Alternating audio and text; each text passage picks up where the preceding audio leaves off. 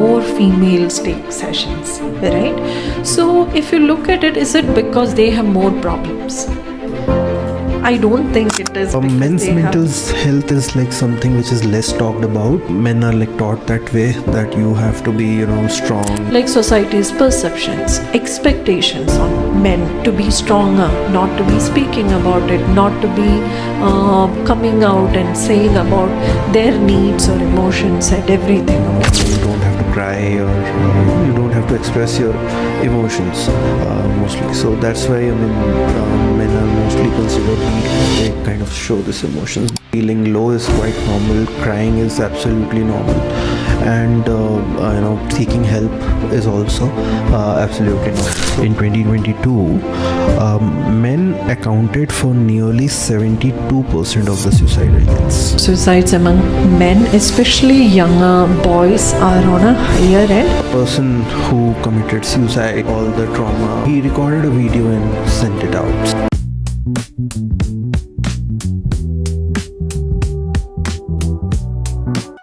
Hi Anne, how are you? Hi Akash, I'm doing good. How are you? Yeah, I'm good as well. Finally, I think we are doing this episode.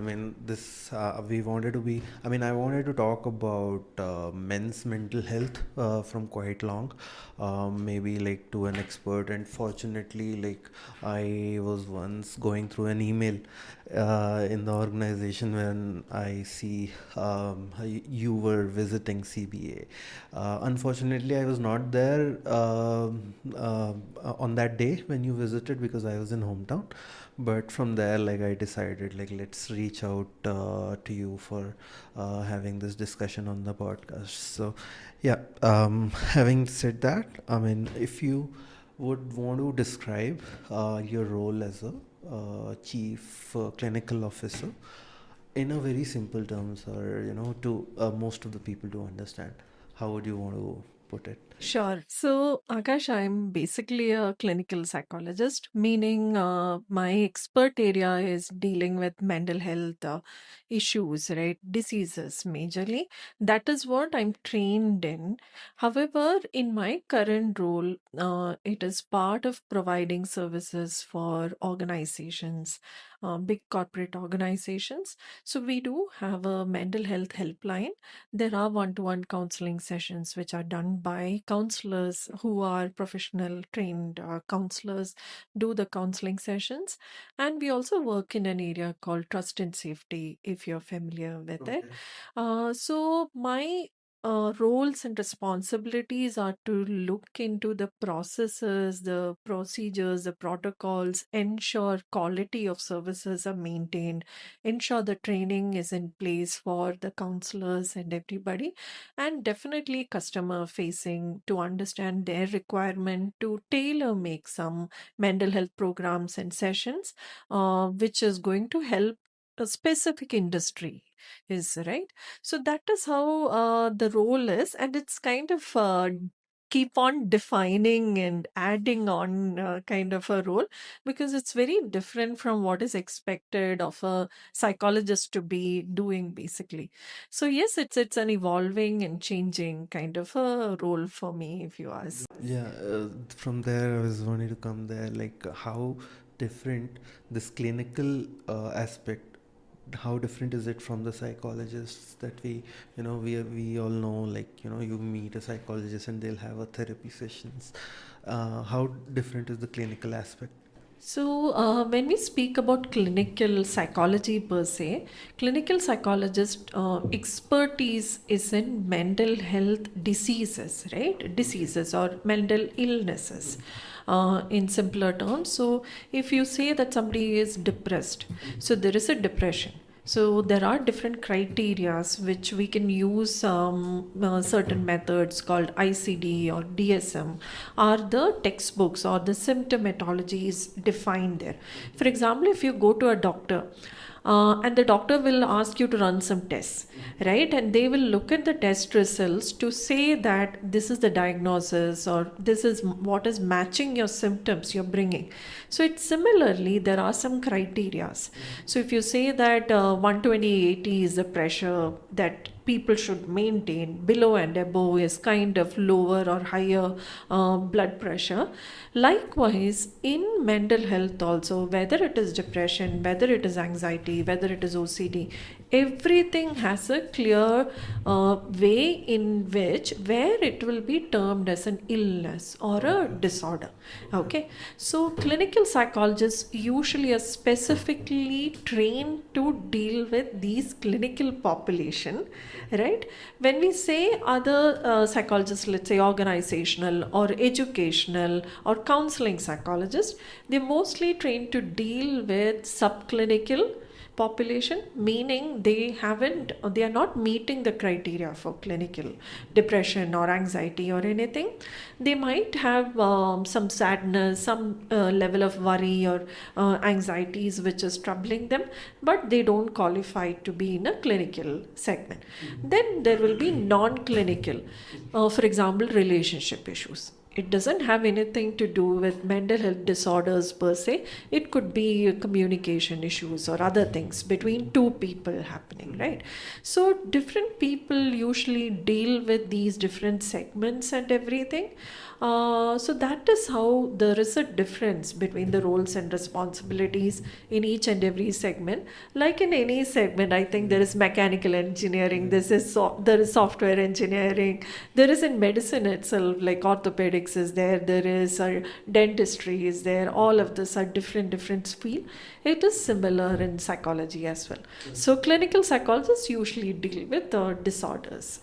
Okay, so if I understand it correctly, like the clinical psychologists basically try to get a metric from which they can evaluate the condition, which is not predominantly used in the other ways of psychology, where Correct. you try to assess a condition Yes. using some scenarios, maybe by talking or some exercises. But in clinical, it is more of a technical metric, which you can. Is it Yes. correct way to So understand? it's like diagnosis and intervention in mental health illnesses, to give you a very precise and one sentence answer. So, if you can just give me a metric, let's say I want to understand if the person has a OCD or not. Okay. So, what would be that number? OCD is a much more complex concept, so I'll just take depression. Depression. Okay. Uh, so in depression, if you look at the diagnostic criteria, there are a couple of requirements. One is persistent low mood. Okay. Then there is something called anhedonia. Anhedonia meaning lack of interest in anything. It could be including waking up in the morning, taking a bath itself. A person who is actually depressed will not be able to do at all. Okay. Then there could be fatigue and cognitive symptoms like memory issues, hopelessness, feeling of helplessness, and everything. So there are certain criteria like this listed as far as symptoms are concerned. And apart from this, there is a term that there is persistent, consistent thing. So if somebody is sad, we can be sad due to n number of reasons for 2 days, right? And maybe there is a variation. We were sad waking up in the morning, but we are happy by evening. So that's not necessarily depression or clinical depression. So it is persistent and consistent from morning till night, every single day for minimum of 14 days. That is 2 weeks that this is continuing. Then we say that yes, this need to be considered as a clinical depression. And this should impact socio-occupational functioning. That is, they're more withdrawn, that is showing up in their work. Basically there are mistakes, they are avoiding work, right? And their day-to-day functioning, like in eating food, sleeping, taking bath, all of this are impacted. So all this if conditions should happen for us to say somebody is clinically depressed. Okay, okay. All these conditions are met, so it is like safe to say that.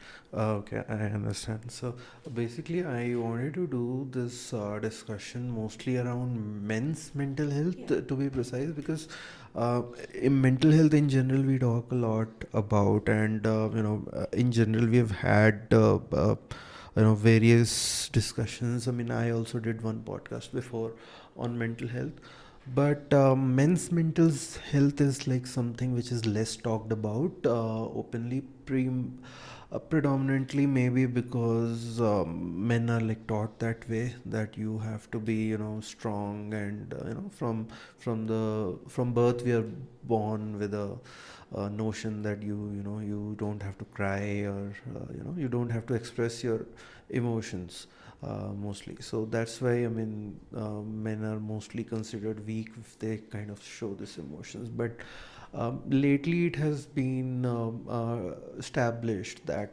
more talking about it is like quite normal. Feeling low is quite normal. Crying is absolutely normal, and seeking help is also absolutely normal. So on that front, I would want to have this discussion about. So to begin with, when we don't have a conversation about it, just want to know from your perspective, what do you think? How can we start having more discussions, or making men more open about it? What should be the first thing to do to make this? Okay, as a mental health professional, mental health of men, women, and people who identify in the non binary spectrum of gender, for everybody's mental health is important to me personally as a mental health professional. However, why we should speak more about mental health of men is, right, if you look at anywhere, any statistics, let's just commonly look at things like female versus males, how many people take up therapy or counseling. We always see a skewed pattern where more females take sessions, right? So, if you look at it, is it because they have more problems? I don't think it is because they have Exactly. I mean, yeah, that's why. right. So, like you asked, it is it's a very cultural bias or preconceived ideas which is there in the mind right from beginning. As a supporter, as a provider, where men are expected to be strong, okay, which is expected not only from a physical strength standpoint, mental health standpoint also. So there is kind of a social control or restriction on the expression of their emotions, okay. So they also feel, there is a feeling of emotions and how you express it, right? You feel sad and you cry. Crying is an expression or could be an expression, okay. Now that is where in expression also there is a lot of difference in different genders, Akash. What happens is that usually women might cry, okay. Men might show anger, okay. Why? Society normalizes it.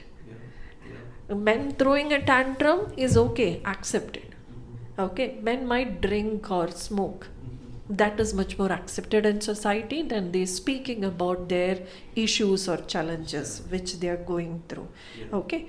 So what happens is that the manifestation or the expression of these different condition in men itself is very different.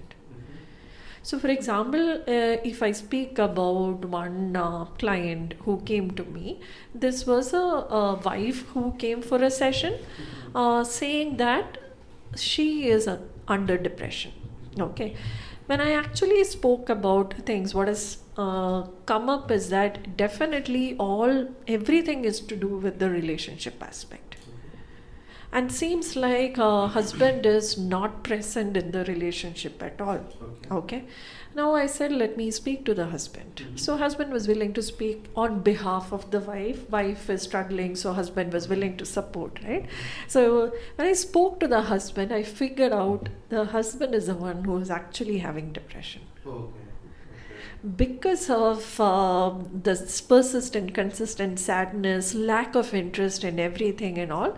What is a husband doing? Keeping away from everything and being at work more. Workaholism is coming up as a sign where, because everything else is adding on to the sadness. Yeah. So basically, it is quite assumed I mean that in a relationship, if something is wrong, or maybe like from emotional aspect of it, if it's wrong, maybe it's the wife who needs help, and men are obviously like not affected, or they are all right, but wife might need to consult, but it's the other way around also most of the Absolutely. time. That's why I think, I mean, discussion about this is like really important. And Yes. to some men, basically they feel that going for help or therapy um, is not their thing. Basically, if you talk to, I mean, I have friends also, I mean, at some point in time before, you can say maybe like maybe a year or two back, I used to think like, who would go for this therapy and all, men, we are like lions, and men, we don't go for therapies and all. Yeah. But I have been seeing lately, people are going for therapies, and they are like opening up now. So, from that therapy perspective, I would like to know, like, when people go for therapies, when men approach for therapies, how much of this really helps? So, basically, if 100 people come to you for a therapy, what is the percentage of them who, get positive results out of it? It is dependent on how you look at or how you term positive results, right? So, in therapy, like in anything else, usually a therapist works with the client to build some goals. These goals could be short term and long term goals, okay? And usually people stay in therapy till their short term goals are met, okay? But a very trained, experienced therapist always have long term goals as well. Okay, why? Because the roots are in the long term work. It's a process. It's not going to be a quick fix, basically. So it's a process. Long term goals will also be there. So most people do get benefit from the short term goals, and then there are people who will turn up after 2 years, 3 years, and come back and say, "Listen, it helped me that time. Can I get some help this time?" Right? So it's problem focused a lot of times. However, for me, if you ask me as a therapist, I would not want people to come only when there are problems. Mm. So you wouldn't want to have a break in between. Is it like if you're continuing, have a continuation, because that's what would yield the Better results. better results. And Like in physical exercise, right? If you are going to the obviously, gym, yeah, if you yeah, break it, yeah.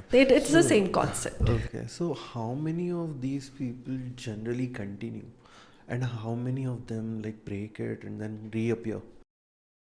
I think it is like 60-40 percentage from my experience and my understanding. See, I make it very clear with my clients that this is my short term and this is my long term goal, and it will be better for them if they're there for the long term goal. So most of my clients do stay for a longer term than for short term, and it is also coming from the fact that I come from a clinical background, right? So if they are diagnosed, definitely they are on medication minimum for 3 to 6 months to 1 year. Okay, so this is a time period they will also take therapy. So 6 months to 1 year is good enough time period for us to work on short term and long term goals.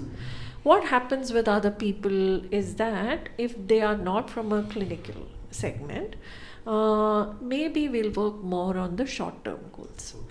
So it will be very problem focused, saying that, I'm very stressed in my work. I feel very burned out right now. Right? As soon as, especially in men, what I've observed in therapy is that they're okay to speak about their work related problems in therapy. They're very open, saying that my work is stressing out, I have to stretch my time, my manager is stressing me out, my relationship with the co-workers are not going well, right? I didn't get the kind of promotion and increment I expected. So these are the things which is stressing me. They're very open about those areas. However, when it coming to them, if I ask a question to a male that what did you feel about that, right? Usually, okay, I felt angry, I feel frustrated. So what is there beneath that anger and frustration? Usually anger and frustration is kind of tip of an iceberg. It's coming from somewhere else, right? As if I didn't get a promotion, it is because maybe I was not good enough.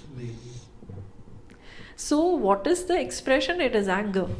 And where is this anger and irritability shown? In family setting. And usually in our culture it is acceptable, right? But it's coming from I was not good enough at work. Yeah, that's the first thing that comes to the mind. Like, Correct. okay, I didn't get the promotion, maybe I was not good enough, but I don't think so, because maybe you are politicized. Maybe there are N number of other variables. other aspects they are looking at apart from work. Correct. Maybe it could be anything. Yes. So, yeah, I mean, obviously they are more open to discussing about work. Forget personal, so they don't even discuss with their wife. Forget to therapy or the doctors. I mean, that is the second stage. I mean, so we will obviously come to that point in our next segment, where you talked about recently. You talked about the relationships, so we have like kind of reserved that category. We'll just come to it in just the next segment. So basically, we by the way, that 40% number is quite impressive. I just thought like it would be even lesser. So if it is like 60-40 is quite impressive, that if 40% of the people are like sticking up to a long term solution, obviously it will improve, it won't decline from here. Because if 40% of them who are sticking for a longer term, I would like to believe that they are seeing positive results out of it, so that is why they are sticking, and this is gonna grow only. So it doesn't have any reason to come down. So that's very nice. Just tell me, if we talk about, let's say, from work, when we say from work perspective, so the chances of success, or how we perceive success at work, um, a bad mental health of a person, of especially men we are talking about today. So the perception of success, how does it change with a bad mental health condition? Perception, when you're saying perception of work or success and mental health, are they connected? Is that what you're looking Yeah, at? so basically I would want to understand, like, how does a bad mental health affect your affect the way you look at success?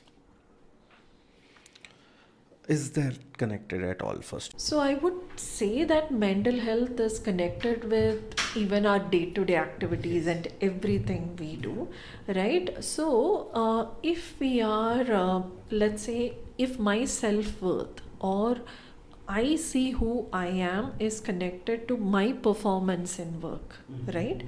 Which is not under totally my control. It can be a number of variables. I can be maybe I can be fired from my job because of layoffs happening across the world, for example, right? And if I look at it, my self esteem or who I am is connected to my job, definitely it is going to impact me because it is not under my control.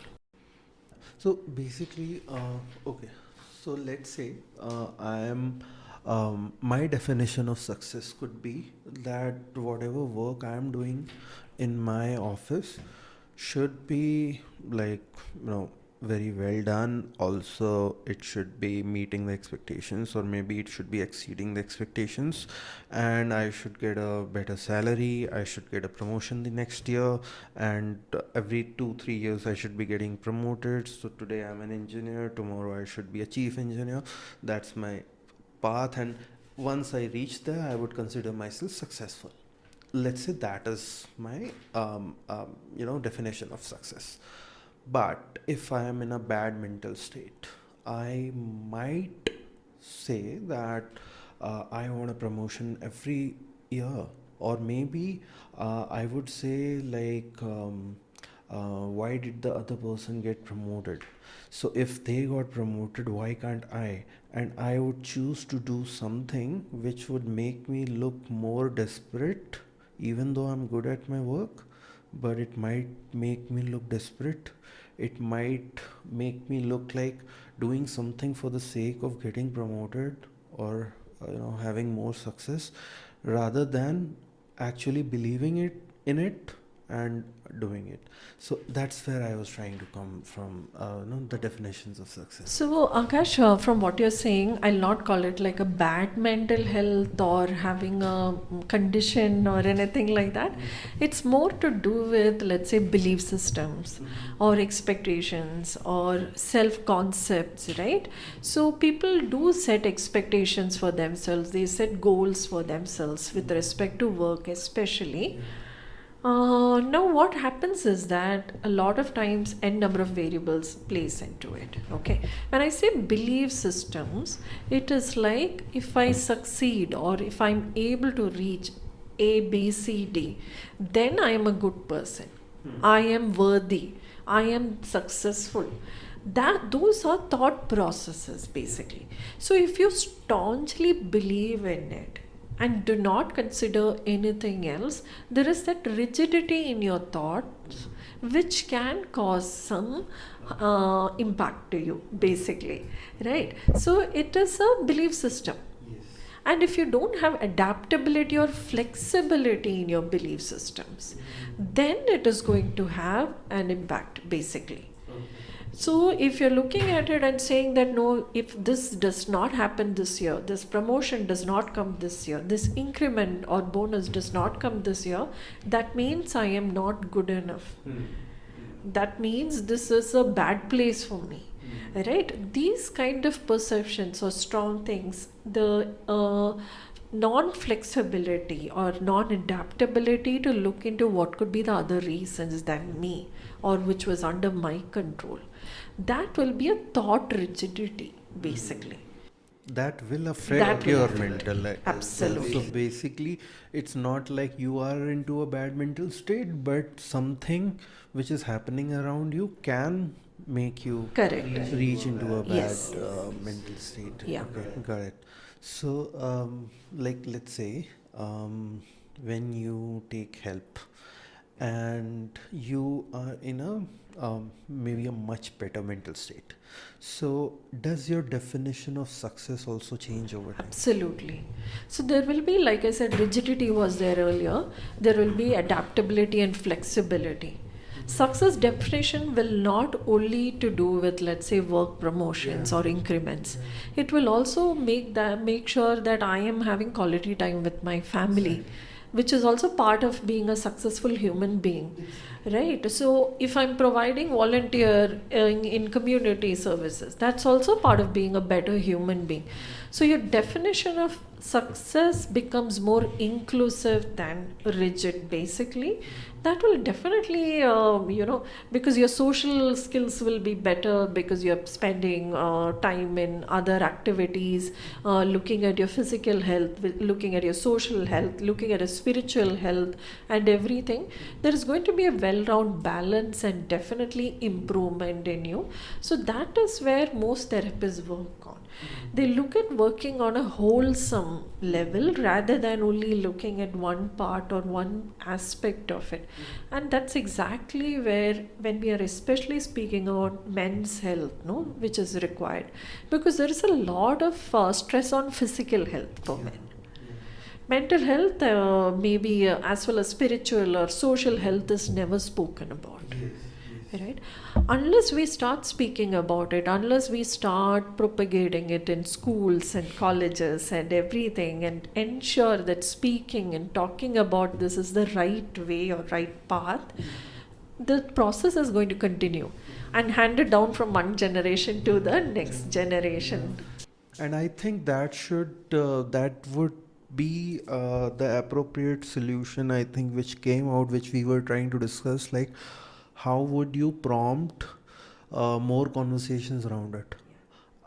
If you started at the school level, or maybe at the very premature levels, let's say even at college levels, let's say before if you start working. So then which can be passed on to generations ahead. So from there, this thing can change in the can bring about a change in the way we perceive strong men. So I think, yeah, we were trying to discuss about what would be the first thing that we should want to do, and I think we arrived at the solution. Absolutely. So yeah, glad to hear that. So finally, like, yeah, it all makes sense now. Yeah. So even when I was trying to frame that question, I was thinking like, what should be the proper answer? And there are no, like, there There won't is no be. one answer, Yeah. right? It's a very multi-pronged approach where, right from schools, right from childhood, right, instead of telling children that boys don't cry, right? Okay, tell me why you're crying. Speak about why you're crying. How can I help you? You seems to be upset. How can I help you? So learning these things as parents is definitely the start, is what I feel like. So building, it comes from families. It starts in small parts from families. Then schools should provide the support, college should provide the support, organizations should provide the support. I am sure friend circles should provide the support and openness. So we've all seen like a bad mental state. How does it affect the families, and how does it affect the workplace and everything?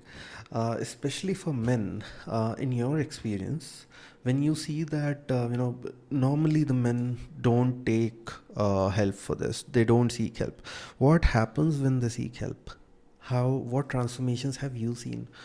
What has become better in their lives? So the main thing which happens is that self-awareness improves a lot, whether it is men or women. However, self-awareness with respect to the emotions, right? Emotional awareness is a major part. So usually men are very well attuned to their anger. However, what about other emotions? A lot of times, like I said earlier also, anger is like tip of the iceberg. So there could be anxiety displayed as anger. So figuring out this is anxiety helps people to be more grounded, calmer, right? When you're calmer, you're able to logically process things better. When you're calmer, you understand things better. When you're calmer, you're a better listener. This will just make you a better at your work, better, husband, son, as well as a father. End of the day, that's how human beings should be. So basically, it's like calming you down. The calmer you are, the better mental state you are in. Calm and see, there are only certain things we can control. From the superficial level, I'm Yeah. trying to just trying to understand. In the Basically, yeah. sense, see, there are only certain things, maybe 4 or 5 things that as human beings, we can control. We can control our behavior if we learn to. We can control our thoughts if we learn to. Okay, that is what we do in therapy. We can control our emotions if we learn to. We cannot control other things. We cannot control how much we are paid. We cannot control the inflation rates. We cannot control the other factors. But we are impacted by all of this because we think about it. We get emotionally impacted by it. So in therapy, we work with being better regulated, better aligned with our thoughts and emotions. That just overall helps us to look at it in a perspective that, okay, let me focus on the things I can control and be grounded about it, so I can deal with things better. To put it in a much lay people terminology, maybe. Yeah, yeah. So that's where you are trying to. I mean, you are trying to convey that, and that's what you meant by being calmer about it. Yeah, get it. So, from the leadership perspective, we talk about what are some of the good characteristics that you see in a leader, who doesn't have any mental health issues compared to a leader who has. So let's say I want to basically decide which leader to work with. So maybe I'm in an organization I'm working and I have an option of two leaders to choose. So I can go to either team A or team B. Now, what are some of the characteristics do you see from the leader of teams where you would see that, okay, this is a red flag? Let's not go there, or especially from the leadership perspective. Akash, I think it's a very personal choice, right? I know a couple of people who likes or look up to leaders who are much more direct and little more aggressive and authoritative. They like that leadership style. So each and every individual, based on their personality, not necessarily a mental health standpoint, from their personality standpoint, they can pick up different leadership styles. Some are very authoritative. They will say, "Do as I say," kind of leaders, right? Yeah, they have to do it. It's obey. First obey, then ask kind of people. Then there are empathetic leaders who listen to you, who will understand, who will be able to calmly respond and regulate to things. There could be leaders who are very creative and driven by the people rather than they take initiative. So all of these are different leadership styles, right? So if I have to look at it, I cannot say which is good and which is bad, because these are personalities, these are about people, these are uniqueness that people bring to the table. And for an organization, maybe a mixture of all of this is needed end of the day, for better functioning and everything.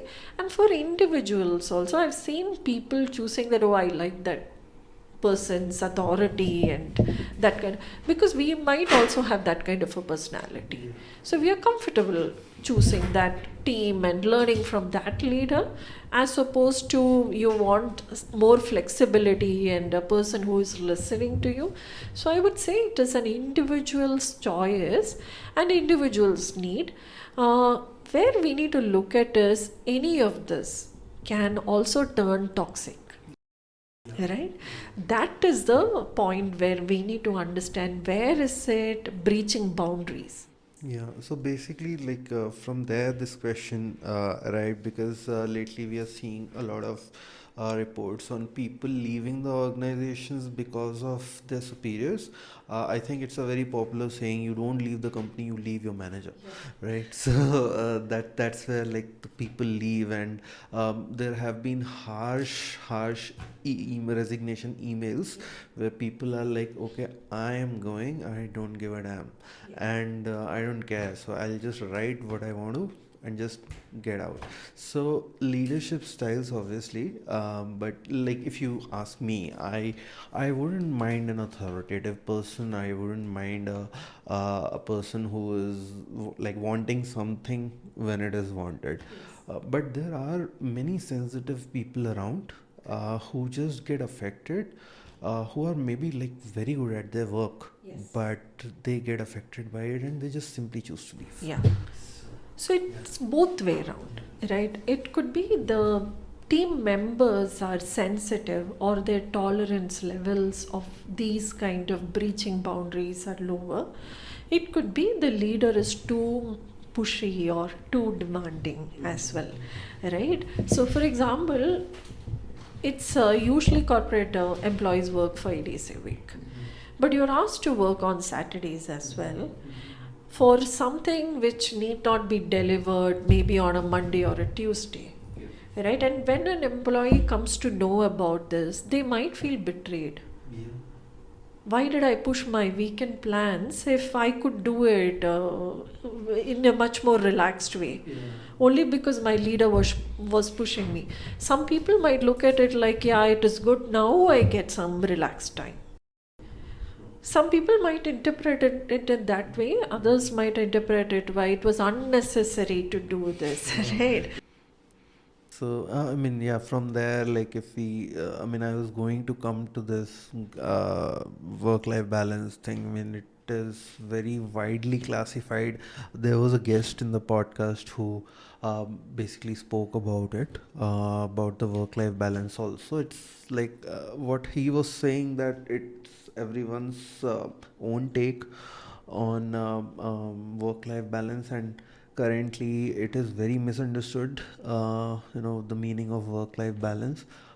People have taken the meaning of work-life balance is like 40 hours straight, 5 days a week. It means like from Monday to Friday, and Saturday, Sunday I need not be disturbed, and also that is what they try to perceive as a work-life balance. But if let's say you have to work 40 hours a week, so what he was trying to say is like he likes to work more, and he likes to work maybe more than 40 hours or something.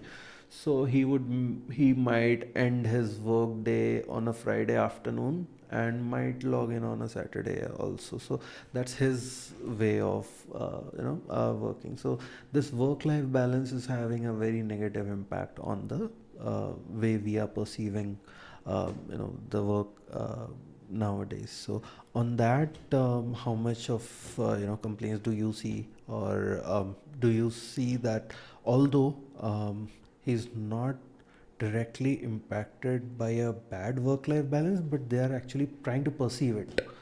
Yeah, so there are challenges with perception of work life balance, as you rightly said, because it's in rigid boundaries, right?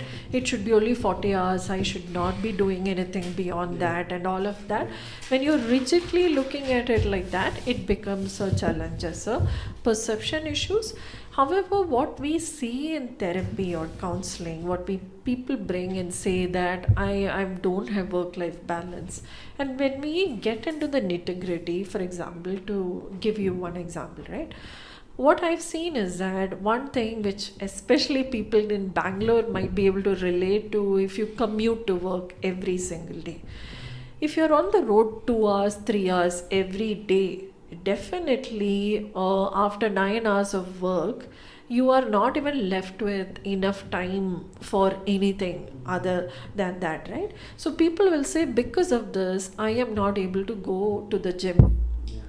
That is definitely seen as I'm not able to balance my physical health because of all of this, right? I give that excuse all the time because I am on the road for more than 3 hours, and I go to office 3 days a week. So out of 5 days, like I spend 3 days with, let's say, 12 to 13 hours. Along with the work and the commute.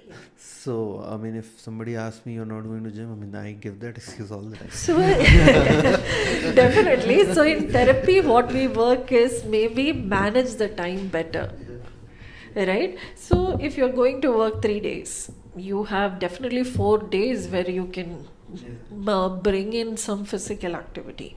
On this 3 days you're commuting, can you walk around a little bit in the office? Can you look at what you're eating? Little better, cleaner eating, right? So we'll speak about those flexibilities that can be brought in, so that it is like, okay, I cannot work out, so my entire work life balance is impacted because of that. So what can be done also? That's why initially also I spoke about bringing in that adaptability and flexibility. So in those instances, maybe we'll work on managing time better. We look at micro breaks, which is going to make this individual feel like I'm spending my time worthwhile. Yeah, but what is happening? I mean, on a contradiction, I would want to. I mean, this is my own observation. Might be wrong, but I have seen like I when I was, I mean, pre-COVID, when I used to go to the gym and have a exercise routine, it always worked when I used to go in a regular fashion. So with the hybrid work mode coming in, the major challenge that I am facing is not to get into a routine. Monday I go to a gym, till Thursday I'm not going. So when you basically run onto a treadmill and you have a gap of 3 to 4 days in between, you will find it difficult to catch up on a Thursday, and maybe like on a Thursday you'll be so much tired, maybe you'll skip a Friday even if you are at work. So that's the major challenge I am facing with this model. I'm not saying others might not be facing that, but yeah. Yeah. um, So that is again maybe rigidity, yeah, right? So if I'm working out, I should work out in these A, B, C, D was. So it's about body doesn't know if we are whether we are running in a treadmill or we are just taking a walk around or jogging, right? It is our mind which is connecting this. okay. So making sure movement, it is about movement, it is about being flexible, flexibility and mobility of the body, as especially if when we are aging. Mhm. It's not about muscle building, it's about strength, stamina and flexibility end of the day. So how can you build with small things itself on a regular basis? So it could be 10 minutes of yoga, 20 push-ups before driving, if you're driving to work, for example. Okay. Right? So fitting in these small things also will add up. It's a cumulative effect end of the day. I think I'm getting what you're saying. It's like you don't need to have a hard gap Yes. between the Monday or the Thursday. Yes. So can if you cannot do for 1 hour, maybe do it for 10 minutes. Yes. But Correct. that ways you can establish the continuity. And the research also has proven that like 10 minutes intensive work can equate to 1 hour of running. So basically, train your mind to do it every day. The amount doesn't matter as much. Um, okay, nice. Okay, okay. So I wanted to basically talk about also about you know the sad state of events which have happened in the past and recently in Bangalore itself. There was a very mishappening incident which happened with one of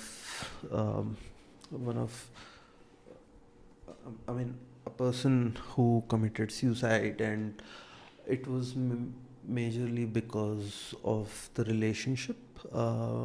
Basically, he was married, and he just decided to end his life because he could not go through all the trauma or the things he was under immense pressure, and he recorded a video and sent it out. So when I got this number. There was a website which says like in 2022, men accounted for nearly 72% of the suicidal deaths. So this is a very serious number if you look at it. So what's your take on this? I mean, what are you seeing around? Yeah. So, first of all, Akash, a slight maybe correction of terminology. We are all used to saying committed suicide, right? However, legally and ethically, it's not looked at as a crime anymore. So, we say completed suicides to respect the individual who passed on due to suicide, basically. Right? So, it's a completed suicide, first of all. And when we are looking at the statistics, I agree that number of suicides among men, especially younger boys, are on a higher end. This is majorly because of the factors we already, there's a couple of factors we already spoke about, like society's perceptions, expectations on men to be stronger, not to be speaking about it, not to be coming out and saying about their needs or emotions and everything, okay? Apart from that, one factor is also about the method in which they attempt suicide. Right? These are more lethal methods. Suppose a male and a female, considering they are going to attempt suicide. Usually, females take things like overdose of sleep medication or overdose of medication. But a man will usually go for a method like hanging or jumping in front of a train. both, if it is done correctly, will ensure death, as opposed to overdose of medication. If somebody is coming and seeing somebody is unconscious, you're taken to the hospital with a stomach wash, you recover, right? So there is this perception that usually we don't see men taking overdose of medication, because that is also unmanly thing. Manly thing will be to use weapon or a little more aggressive means and methods to go about, right? Making sure I don't live. Correct. And little more aggressive kind of ways or methods also is definitely contributing to the data looking like that. It's not that women might not be attempting, it is because men are pursuing more lethal measures and means because of all this that we spoke about so far regarding their expectations that they are carrying. And most of this will be farmer suicides if you go and look at it. Right, because of debts, financial expectation, and everything are coming on men. It's a societal norm and idea. Because I think when even the financial burden, let's say when there are ladies who are maybe managing the household alone, um, I don't know, but I think that rate would be lower It is, than men. I'm not sure. it is, see, nowadays both partners are working usually. The contribution might be the same. There might be single ladies. Single ladies also. However, the perception that, let's say, lifestyle, right? And lifestyle expectation could be different in different people. So, if the lifestyle expectation of the family is not met, who is held responsible? The man of the house is held responsible. That is the expectation. Maybe both are working, but the expectation is on the man to ensure that the lifestyle expectation of the family is met. Right? If the child is asking, my friend's family is going for a tour abroad and we are not able to, the father is looked upon as a person who is not capable enough to provide that kind of a financial security. So that is the difference in the financial expectation which is there in the society now as well. So why are farmers committing or sorry, I also should not use the word committing. That's why I said it's a correction that I also should We're make. used to saying It that, is, we are very yeah. used to saying it, attempting suicide or they're completing suicides because they're taking the burden that their family is starving. They're not able to take care of their families. So that is where expectations play a major, major role here. There is no shared responsibility here, right?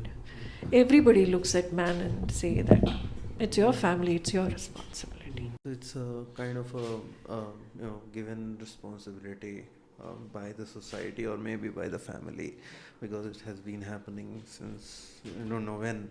So yeah, that burden basically adds up to whatever you're going through in your life plus this.